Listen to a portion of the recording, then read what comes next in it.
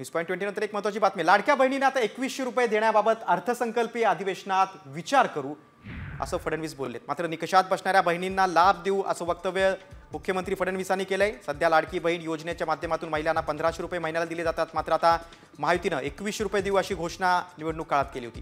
त्यामुळे आता कुणाकुणाला 2100 रुपयांचा लाभ मिळणार हे पाहावं लागेल। पहिल्यांदा तर ही योजना आम्ही सुरूच करणार आहोत, सुरूच ठेवणार आहोत आणि 2100 देखील आम्ही देणार आहोत।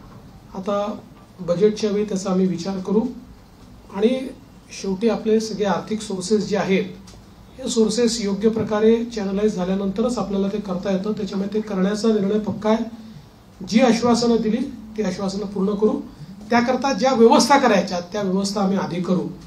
स्क्रुटिनीचा जिथपर्यंत सवाल आहे तिथपर्यंत एवढंच आहे की निकषाच्या बाहेर जर कोणी घेतलं असेल, निकषातला जो असेल त्याला कोणालाही त्यातनं कमी करायचं नाहीये। फडणवीसांच्या वक्तव्यानंतर आता एकनाथ शिंदे या योजनेबाबत काय बोललेत आपण पाहूया। लाडकी बहीण योजनेबाबत आम्ही सूचना दिल्यात असं एकनाथ शिंदेंनी सांगितलंय। डिसेंबरचा हप्ता तत्काळ हातात गेला पाहिजे अशी तरतूद केली असं देखील शिंदे बोललेत। लाडकी बहीण योजनेत काही अडचण येणार नाही अशी ग्वाही देखील उपमुख्यमंत्री एकनाथ शिंदेंनी दिली।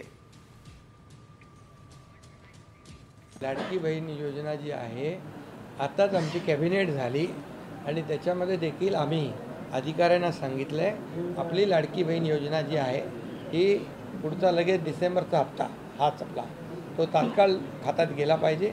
त्यामुळे आम्ही पूर्ण त्याचं तरतूद केलेली आहे, काही त्याच्यामध्ये अडचण नाही। महाराष्ट्रातील सर्व बातम्यांचे विश्वासार्ह व्यासपीठ सकाळच्या सर्व सोशल मीडिया प्लॅटफॉर्मला लाईक, फॉलो आणि सबस्क्राईब करा। तसंच सर्व नोटिफिकेशनसाठी बेल आयकॉन प्रेस करायला विसरू नका।